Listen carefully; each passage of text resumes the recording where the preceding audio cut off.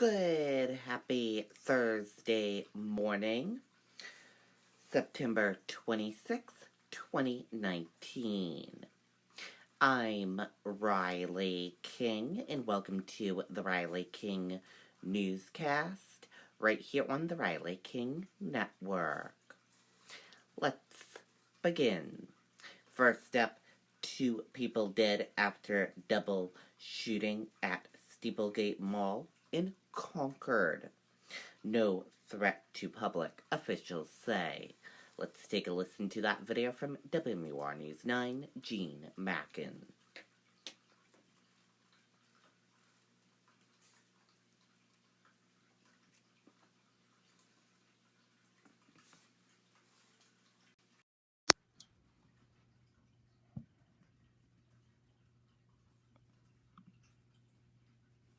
To protect New Hampshire's future, we must provide all of our children with the building blocks for their future success. That means having the courage to put our children first. Concord police want to send out a very important message. They say this is not an active shooter situation, that the incident is contained. The shooting happened here in a Steeplegate Mall parking lot on the back side of the mall. The Attorney General's office now confirms an adult woman and an adult man both died. They are believed to be the only people involved. Now, the shooting happened in the parking lot of the Zoo Health Club. One witness tells us he was leaving the gym. It was right around 7:45 tonight when he heard the gunfire not far away. I was walking out of the gym and I heard 2 loud pops. So I thought they were like firecrackers at first or something. I drove over to where I heard them. I saw somebody laying on the ground, and I went up and I checked her pulse, and she was still breathing, but she was shot. And at that time I saw a guy laid up against a car, is obviously dead, and so I called 911.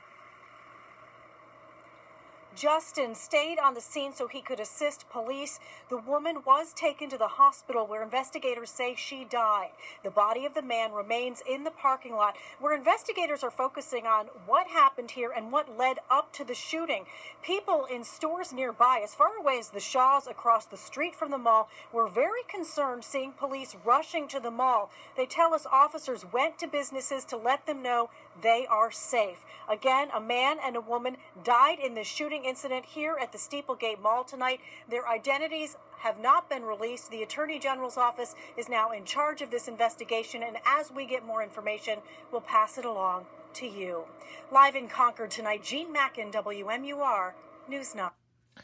Okay, and there you go on that video and that report.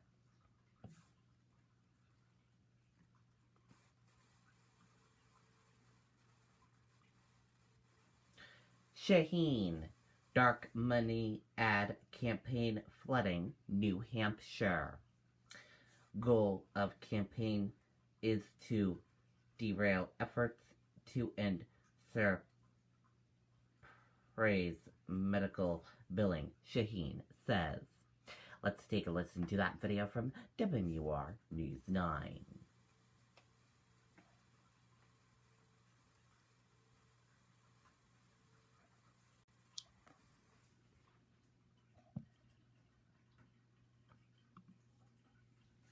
"69% of New Hampshire's young children have parents in the workforce. Providing children with effective early learning experiences while their parents are at work supports families and strengthens our economy." Senator Jean Shaheen says a dark money campaign is flooding New Hampshire and states across the country. She spoke on the House floor today saying 2 private equity firms on Wall Street have spent millions of dollars on flyers and ads.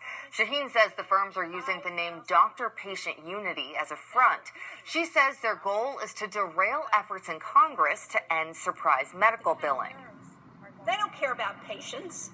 They care about profits. Shaheen says the public is left in the dark about who is behind the campaign because the Supreme Court's Citizens United decision means special interest groups can remain anonymous.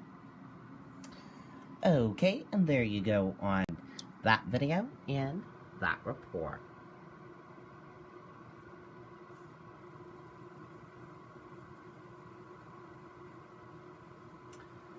U.S. features point to a lower open on Wall Street. U.S. stocks index features were slightly lower Thursday morning. Trump defends Ukraine phone call. Let's take a listen to that video from ABC News.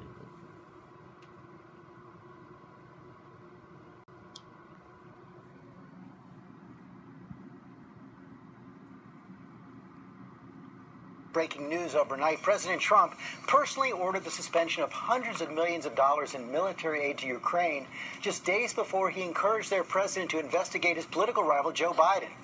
This development is fueling new calls to open impeachment proceedings in the House. Of course, all this as the president prepares to address the UN General Assembly here in New York today. Our chief White House correspondent, John Karl, is there with the latest. Good morning, John.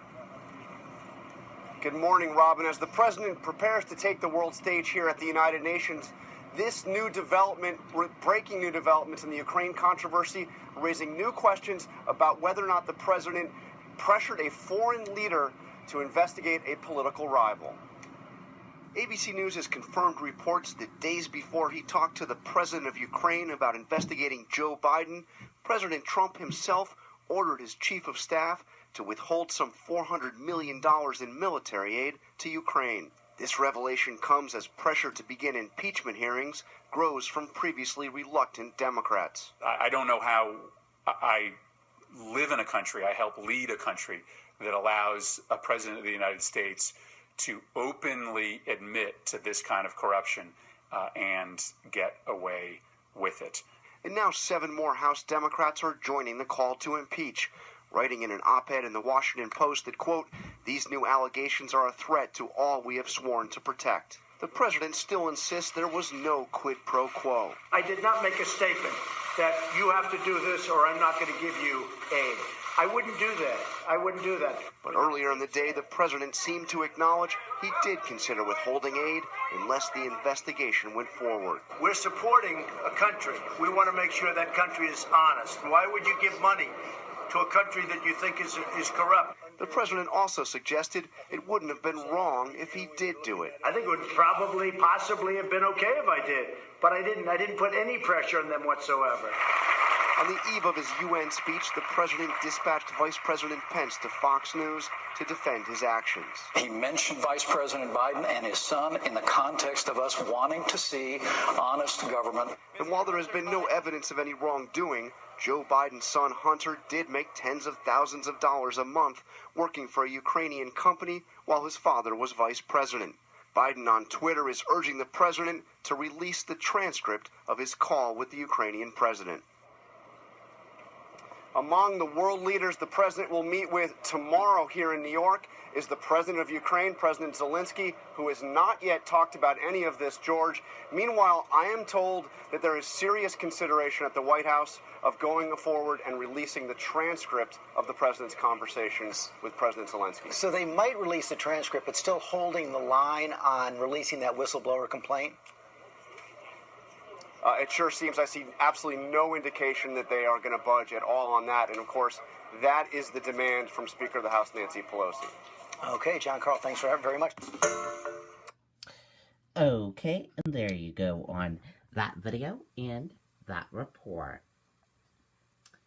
And that does it for this morning edition of the Riley King Newscast right here on the Riley King Network. I hope you all have a great rest of your day, and I'll see you back here later on today for another newscast. And I'll have a news report coming up in a little bit. Goodbye, everyone.